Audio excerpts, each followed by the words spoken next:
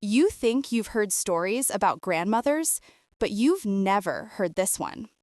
This is the story of a quiet, gentle elderly woman who spent her whole life caring for everyone around her, until the day she discovered a betrayal so deep, so personal, so unforgivable, that the grandmother everyone thought was soft and harmless became the most dangerous person in the room. This is Grandma's Revenge.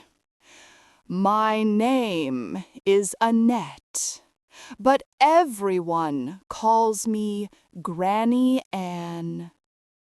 82 years old, widow, quilter, tea maker. I live in a small town where everyone knows everyone's business. But the only thing that really matters to me is my granddaughter, Lily. Her parents passed away when she was 9, so I did what any grandmother would do. I raised her, loved her, protected her. She was my world, my reason to wake up in the morning. Lily grew up sweet, kind, and bright. She always said, "Grandma, I'm going to take care of you one day, just like you take care of me."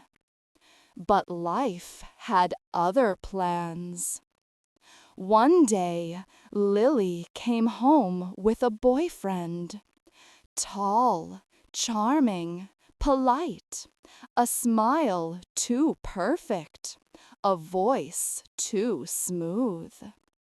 His name was Ethan, and from the very first moment, something in me whispered, "Annette, be careful with this one." But Lily adored him, and sometimes love makes a person blind. At first, Ethan visited often, brought flowers, helped with groceries, called me Grandma Ann like it came naturally. But little things were wrong. He always asked Lily about money, about my savings, about the house. One night, I overheard him whispering, "Does she have a will? I mean, she's old, babe. You should know this stuff." Lily told him to stop being weird, but he didn't. Soon, he convinced her to move out. Not into an apartment, but into a house he chose. A house under his name, not hers. And then the real change happened. Lily visited less and less.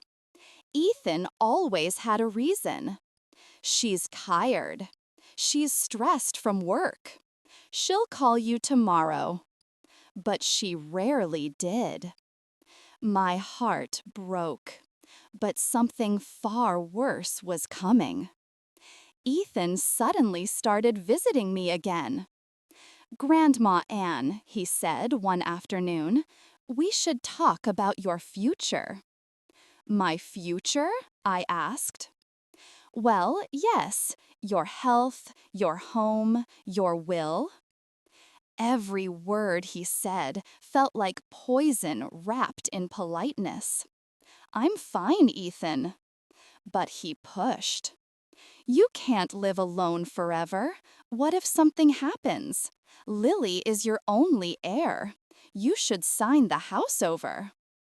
I smiled sweetly, placing my trembling old hand over his. I said, "You're right, dear. A woman my age should plan for the future." And the way his eyes lit up, that was the moment I knew. This man wanted my house, my savings, my life's work. everything. But he didn't know. I wasn't the helpless grandmother he thought I was. I grew up on a farm, raised children, lost a husband, survived hard years that would break most people. I wasn't fragile. I just looked fragile. And I had a plan. One rainy evening, Lily came to my house alone. Her face bruised, her eyes swollen. "Grandma, I don't know what to do," she sobbed. Ethan had changed. He shouted, controlled her, monitored her phone, took her money. And last night, he hit her. My blood ran cold. No one hurts my granddaughter. No one. "Stay here tonight," I said. "You're safe." But Lily shook her head. "He said if I don't come home, he'll find me, and if I leave him, he'll ruin your life." My life? Oh, poor Ethan. He didn't understand who he was threatening. I hugged Lily tightly, and while she cried in my arms, I plotted. Quietly, calmly, methodically. I needed proof. I needed leverage. I needed Ethan to expose himself. And I needed him to think he was winning. So, the next morning, I called him. "Ethan, dear, let's talk about that will." Within minutes, he was at my house, smiling like a wolf dressed in Sunday church clothes. I made tea, and while he talked, I secretly turned on my old voice recorder. He didn't notice. Men like Ethan never think old women can outsmart them.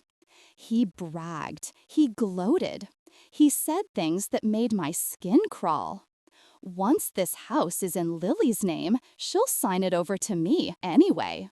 Don't worry, Grandma Ann, I'll take good care of everything. Oh, and don't mention this to the neighbors. Some people don't understand business." Then he said the line I needed most. "I didn't hit her hard. She needs to learn." That was enough. But my plan wasn't finished. Not yet. The next week, I invited Ethan and Lily over for a formal will signing. He arrived wearing his best shirt, thinking today was his victory. I placed a stack of papers on the table, legal looking, stamped, official. But they weren't real. They were duplicates of old tax files, blank pages, and a fake signature page. Ethan didn't even read them. He signed Lily's name confidently, committing full forgery. Recorded, photographed, documented. Then he said, "Perfect. Now this house is practically mine." I smiled sweetly. "Oh, darling, you have no idea." The next morning, I drove to town. Not to the police. Not yet. First, I visited Lily's workplace. I told her to take the day off. Then, I walked into the sheriff's office. I handed him audio recordings, fake will copies with Ethan's forged signatures, photos of Lily's bruises, voice messages Ethan left her, proof of harassment, and the identity of the man he hired to appraise my house without permission. The sheriff listened, stared at me. "Mrs. Annette, this is enough to bury him." I smiled gently. I know.